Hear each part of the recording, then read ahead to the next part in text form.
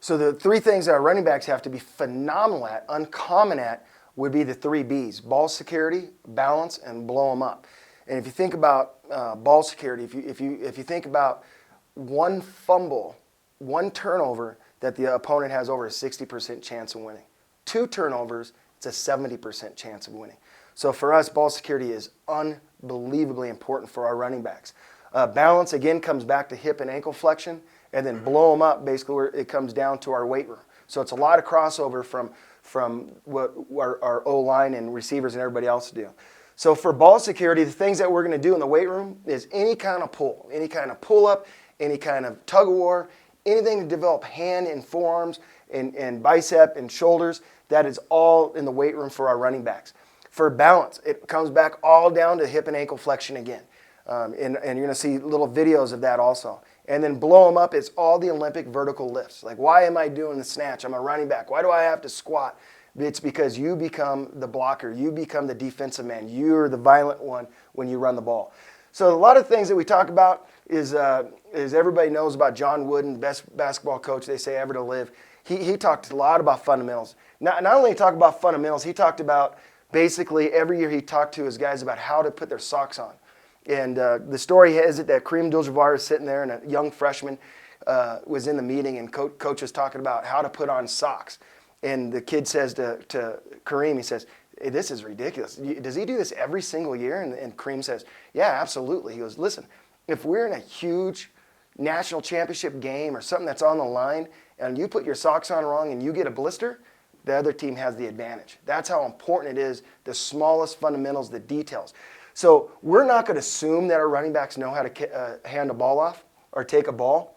We're going to teach them exactly every single year in our program. We're going to teach them how, and they're going to watch this video, Generation Y. Why is my palm up? Well, my palm is up because when my palm is up, my elbow's up. When my palm is down, the elbow comes down, which can cause a bad handoff. So we want to force our palm, put our palm towards the defense. The elbow to the ball is up. We saw elbow to the ball up. It's like an alligator. I want to come down and bite down on the ball. What happens if the other arm is up? This inside arm now would become a blocker. So the quarterback's the arm actually interferes with the ball. So it's extremely important that the inside arm is up, elbow is up, palm is out when they take a handoff. So we're just going to walk through with our kids, and they're all going to kind of laugh and giggle because they've done it 1,000 times. But we're then going to just make sure they know, listen, this is a huge part of football. No turnovers. This is all under ball security. And if you see what happens now when the ball security comes back into the weight room, that's the same technique they're going to use to hold the ball high and tight is the same as a pull-up. That's the same technique right there as high and tight when they hold the ball. Okay. Now we're going to talk about his ball security. We're talking about how we have to V the front tip of the ball. So our running back is going to V the tip. So he gets the ball. He's going to V the tip of the ball, and then he wants to bring it in high and tight, we say, right to the body. We have no air coming down. So what we want to do with these kind of drills is, again, we're just trying to create an atmosphere where they have to think. And what I mean by that is there's a study a few years ago that talked about myelin sheet. Myelin sheet, basically, if you think about a 4 or 5 year old kid, he can't tie his shoes. It's like rocket science, right? He says Mickey Mouse ear, loop, pull. And then he eventually gets better and better and better until all of a sudden now you don't even think about tying your shoe. And what they say is it's the nerve endings that have to be shaped. And that's when the myelin sheet comes in. And basically, the more you do something, the myelin sheet actually then forms that cell, and eventually it becomes something where you don't even think about. So we talk to our kids about, hey, yeah, you may not be doing this in the game, but we're trying to make you uncomfortable, so you're training the myelin sheet to clamp down on that elbow. So when our kids are doing up downs with the ball, what we're trying to look for is separation. So right now we tell our kids that right there could cost us. That right there, we got to keep that ball tight. Now, is it uncomfortable to keep it tight? Absolutely. We're trying to put them in an uncomfortable situation so in the game they don't have to consciously think about ball security. It should already be embedded in them. They talk about these rolls. Why are these rolls? Why would you even use these rolls? Again, it's because we're trying to teach muscle memory on the ball. Okay, if you look at when he puts his elbow down, he goes to brace himself instead of having the ball high and tight. So the coach should be teaching here, just get him uncomfortable holding on to the ball. But we want to put him in every situation we can. We play tug of war with our kids when the weather's nice. And again, we're developing competition, but we're also developing hand and forearm and bicep strength, same as ball security. So after ball security, we're going to talk about hips. Okay, hips go right back to hips and ankles. So ankles and hips. So when this running back right here goes over that bag, you're going to see his knee go straight up. If that knee goes outside, that means he's tight somewhere in the hip, somewhere in the ankle, because he can't get over the bag going vertically with his hip.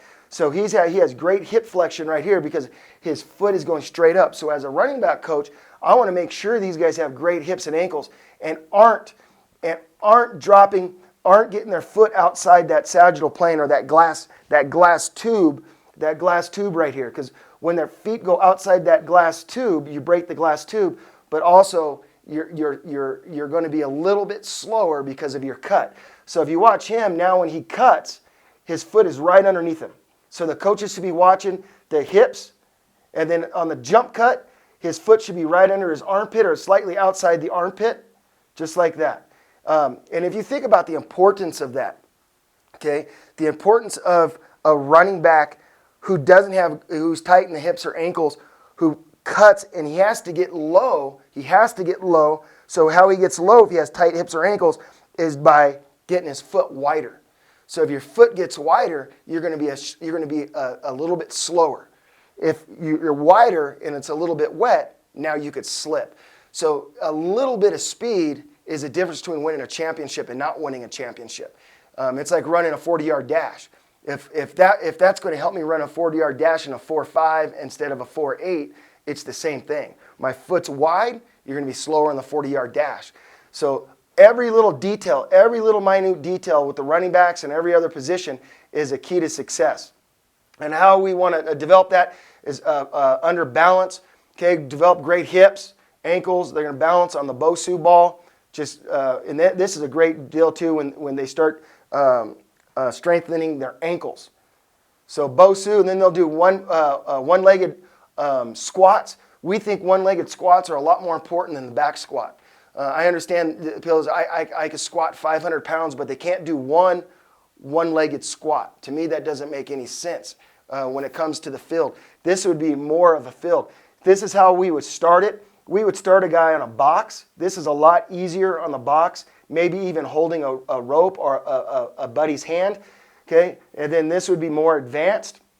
So he's doing a one-legged squat with no help. So these are advanced. Now both those kids are seniors for us. They don't start off doing that. There's no way. They would start off on a box with a rope. So you kind of see a rope hanging out here.